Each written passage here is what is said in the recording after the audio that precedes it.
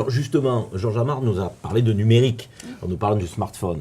Aujourd'hui, Orange, qui est par excellence l'entreprise qui peut parler d'innovation dans le champ du numérique, est-ce que vous indiquez clairement aujourd'hui que le numérique est au service de la mobilité, oui ou non? Bien sûr. Et si oui, de quelle manière? Bien sûr, pour plein de choses. Bon, demain, on parle de véhicules autonomes, bien entendu que le numérique est à l'intérieur.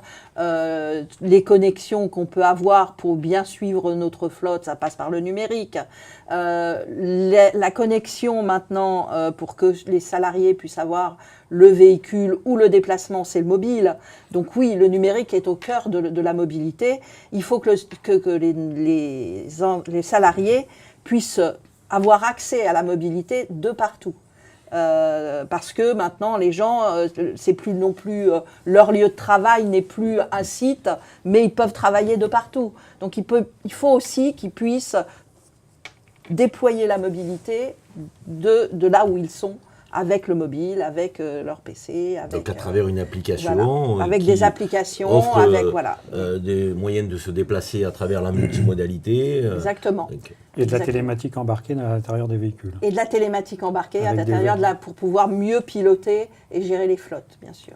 Et là, quel serait l'outil idéal selon vous qui est quand même chez Orange, peut-être à la pointe de l'innovation? Alors l'outil idéal, bien entendu, c'est un outil qui pourrait être multimodal, c'est-à-dire on commence à voir des applications qui permettent de savoir pour un trajet donné comment se déplacer, et c'est pas forcément que la voiture, ça peut être mixé les transports en commun, la voiture, le vélo, la trottinette et bien d'autres choses qui arrivent.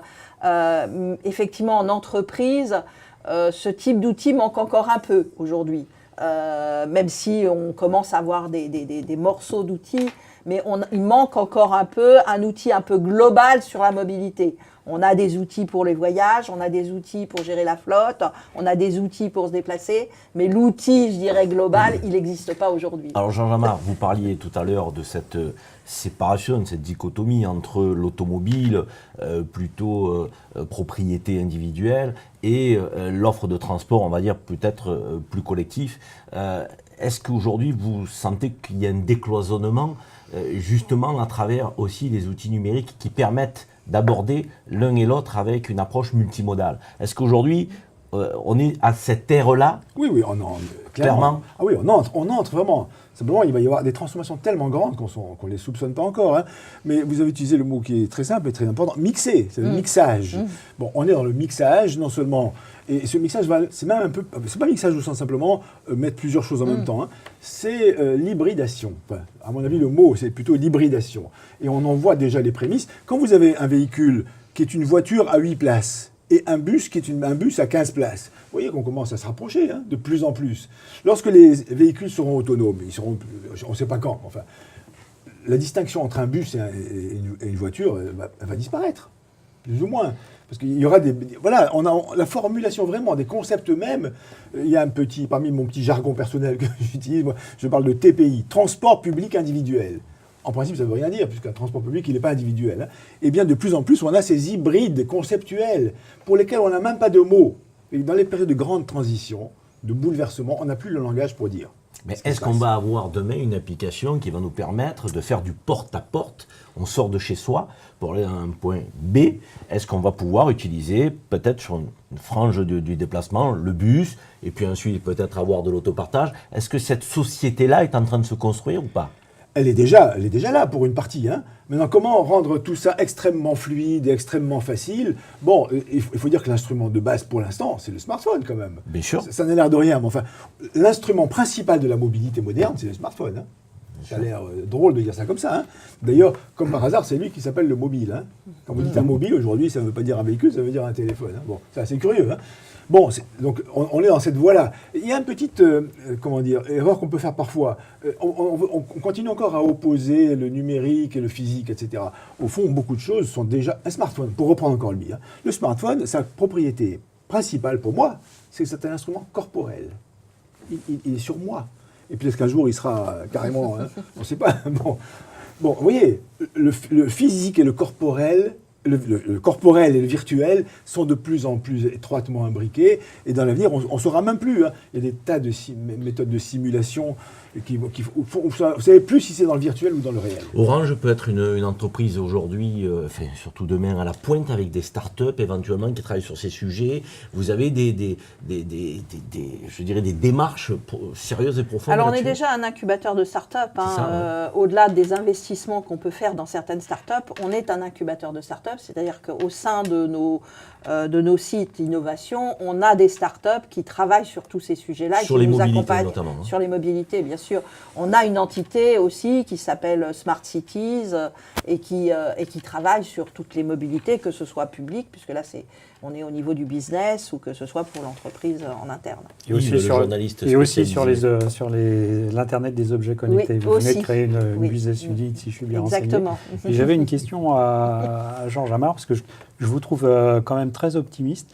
Parce que effectivement, les choses évoluent, c'est bien, mais on fonctionne encore beaucoup en silo. L'aérien ne parle qu'à l'aérien, le ferroviaire et le transport public ne parlent qu'au ferroviaire, l'automobile reste... Enfin, ça me semble encore, avant, comme le disait Karim, de décloisonner. Il y a encore beaucoup de travail. Alors, on sait qu'on y va, mais je trouve que le calendrier n'est pas...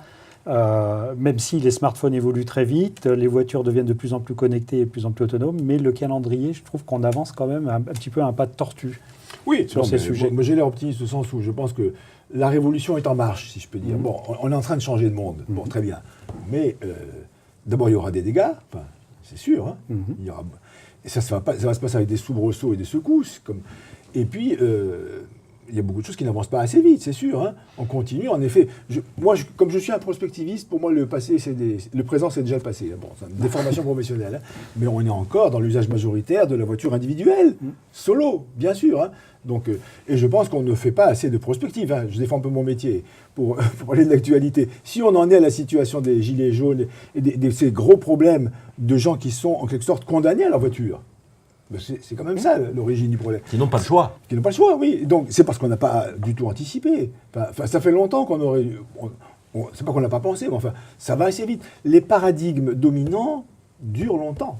Bon. Et qu'est-ce qu'il faut faire aujourd'hui, selon vous, universitaires, chercheurs qui travaillent sur ces questions depuis des années, pour aller plus vite, plus loin, plus fort? On a quand même des urgences aujourd'hui. Au-delà de l'urgence écologique, on a des urgences sociales. L'actualité nous le rappelle. Pour répondre à ces enjeux-là, de déplacement, de mobilité, comment on fait pour faire bouger la société, selon vous? Écoutez, moi je ne suis pas un politique, hein, si je savais... Non, mais je parle aux chercheurs. Non, bien sûr. Non, Par rapport au ma façon à benchmark moi que vous d'aborder pouvez le sujet, faire dans on d'autres doit sociétés. changer notre façon de penser, d'abord. Donc, moi, je ne suis pas pour l'action trop rapide. Hein. C'est le penser qui est urgent. Il faut changer la manière de penser, changer notre vocabulaire. On entend beaucoup, là, moi j'écoute des émissions à la radio comme tout le monde, dire bon, le transport, la voiture, ça ne va pas, il faut créer des transports plus de transports en commun. C'est pas ça la question. Moi je suis pour le transport en commun, bien sûr.